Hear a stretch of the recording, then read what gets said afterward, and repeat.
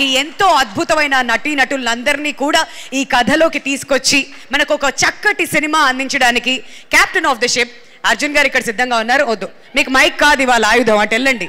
మీ favourite ఆయుధాన్ని తీసుకొని వచ్చి ఒక డైలాగ్ చెప్పి అక్కడి నుంచి మొదలు పెడదాం.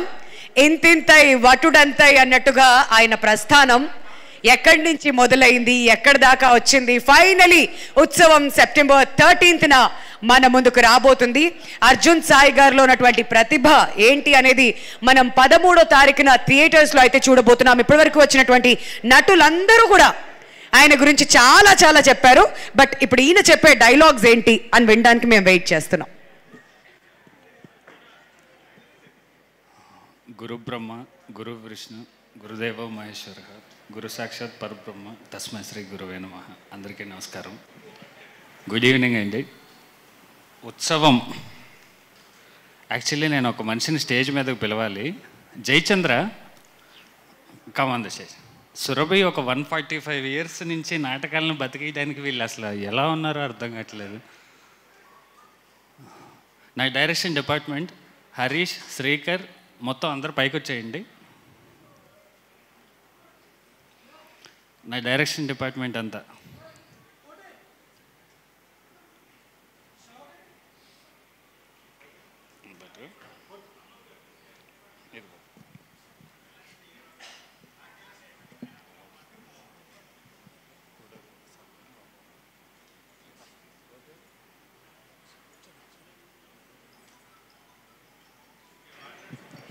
ఒక్కసారి వీళ్ళందరి కోసం చప్పట్లు కొడదామండి ప్లీజ్. మనం ఇవాళ ఈ ఉత్సవాన్ని ఇక్కడ సెలబ్రేట్ చేస్తున్నాం అంటే ఈ కథ తెర మీదకు రావడానికి వెనకాల ఇన్స్పిరేషన్ వీళ్ళంతా కూడాను. So let's celebrate all of them. So ఇది నా టీం. ఇలా స్టార్ట్ అయింది సినిమా. ఈ పాప ఇంకా పుట్టలేదు, మనం కథ రాసినప్పుడు పుట్టింది. ఫస్ట్ మేకప్ మన సినిమాలోనే వేసాం, నాటకాల మేకప్. మన దక్షయజ్ఞ నాటకం చేసినప్పుడు ఫస్ట్ ఈ అమ్మాయికి మేకప్ వేసాం, ఈ అమ్మాయికి డైలాగ్ మనమే నేర్పించాం. వీళ్ళందరూ ఫస్ట్ నేను ఇది కథ రాసుకున్నప్పుడు వీళ్ళ లైఫ్లు చూస్తే నాకు తెలిసి ఈ భూప్రపంచం మీద ఆర్ట్ కోసం, జస్ట్ ఆర్ట్ కోసం సాక్రిఫైస్ చేసిన లైఫ్స్ ఒక 150 families ఉన్నాయి సార్, ఓవర్ 140 years. ఇది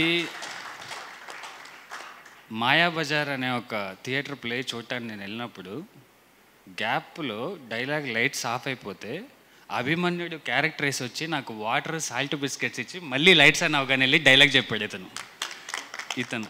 అంటే ఆ ఫోకస్ అది చూసి నాకే ఒక నెల 2 నెలలు ఈ కథ రాసుకోవటం మొదలు పెడితే లోపలికి వెళ్ళే కొద్దీ చాలా సముద్రంలా ఉంది, అంత లోపలికి వెళ్తే బాగోదు అని ఒక పర్టికులర్ కోషెంట్ తీసుకొని దానికి ఒక మంచి బ్యూటిఫుల్ లవ్ స్టోరీ యాడ్ చేసాం.